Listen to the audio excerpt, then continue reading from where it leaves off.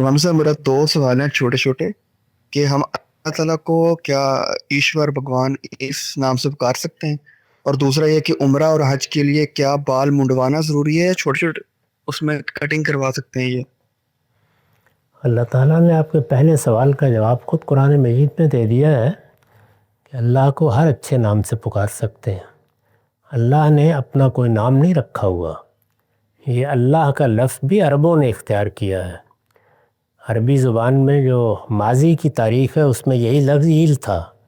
इसके और भी बहुत से तलफ़्फ़ुज़ रहे हैं।